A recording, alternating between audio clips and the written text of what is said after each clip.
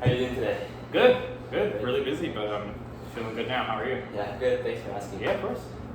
Before we start, give me a little bit about yourself, some background information. Yeah, I am 23 years old. I'm from Austin, Texas, and I've been playing viola for about 9 years. 9. Yeah, I started playing in my freshman year of high school and got really serious about it like later in that year.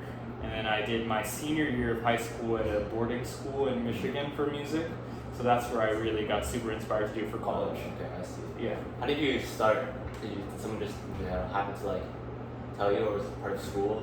Yeah, it was a part of school for me. The school that I went to, they initially gave everybody a violin. Oh, wow. Yeah, so I played violin for about a year, and then my school orchestra needed more violists, so I picked it up after. So it sort of started, just as a side activity. Yeah, I wasn't super serious about it when I first started.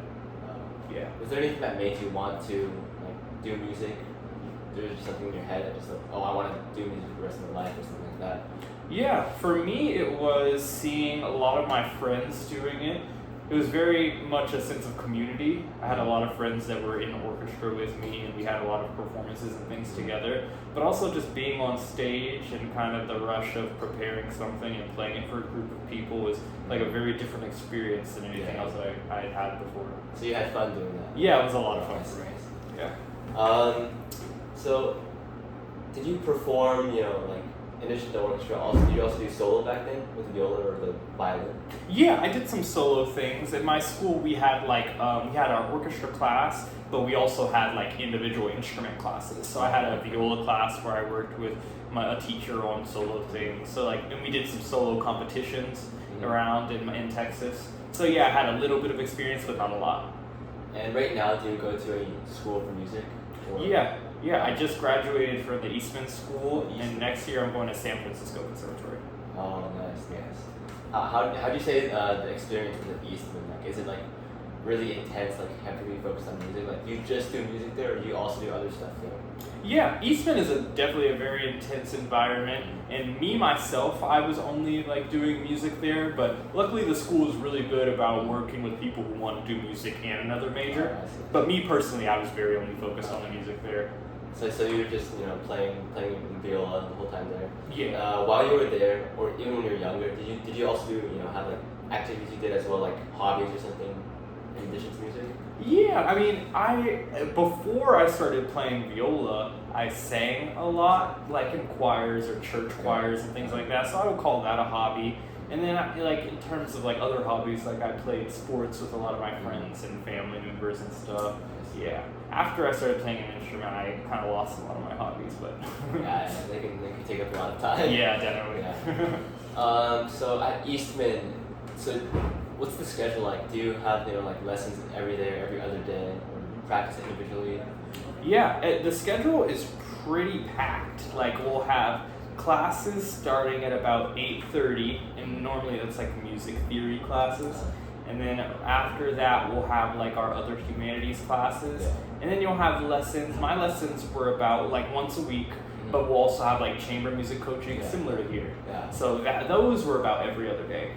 And then we also have orchestra 3 times a week. So yeah, so it was a pretty packed schedule. I kind of finished everything by 9 p.m. Yeah. And you said you like performing, right?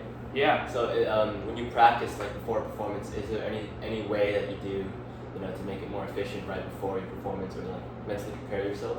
Yeah, right before a performance, I'll practice a lot of scales and arpeggios, just try to get my ear really good in tune.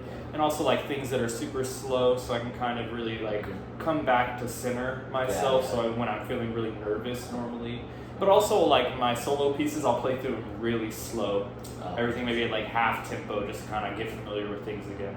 That's interesting because I heard someone else say that right before performance they actually play the pieces through fast because they have a habit of rhythm rushing the tempo. So yeah, I think everyone's a little bit different. I met a teacher. I met some teachers that said that they don't like to do run-throughs before concerts. And then I knew this one violin soloist who was amazing, and she said before she had to perform, she had to do a full run-through of everything.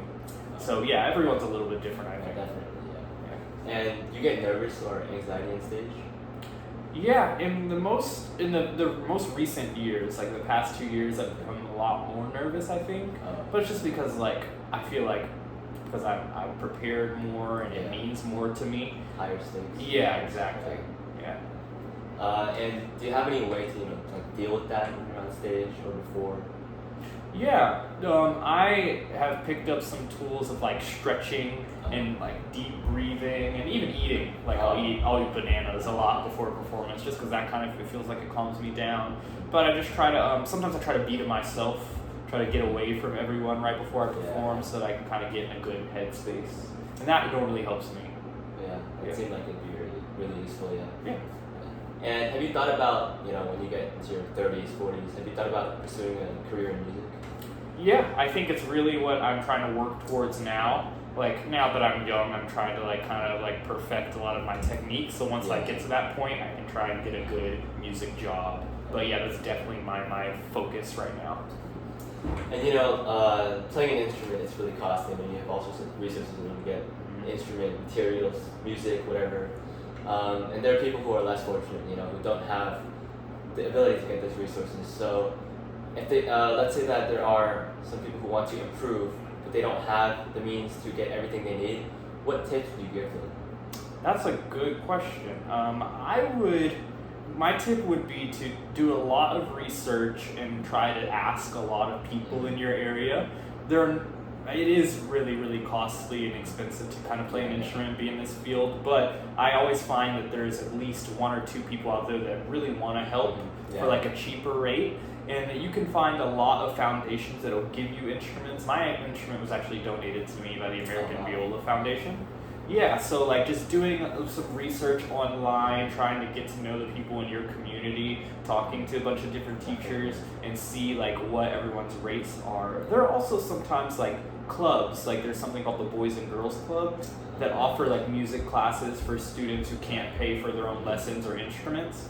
So maybe just like looking around and seeing what's available to you in your area.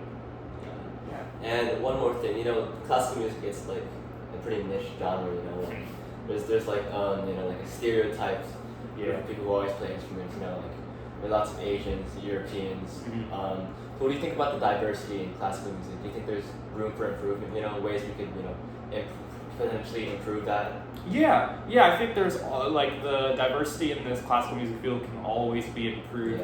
In the past few years, I think it's gotten a little bit better, but I think it can always be like kind of spread further for more people. I think a good way of doing that is going into these communities that are underrepresented and really expressing to people the different ways that you can pursue an instrument at a cheaper rate. I think a lot of the times people in these communities assume that it's like far beyond impossible and too expensive. But like with just some research and some help and some good guidance, it's definitely possible. You can definitely find things that are like affordable and helpful for you. All right. Well, thank you for your time. I really appreciate it. That was really interesting. Yeah, thanks for having me. You're really good at it. Thank you so much. Yeah.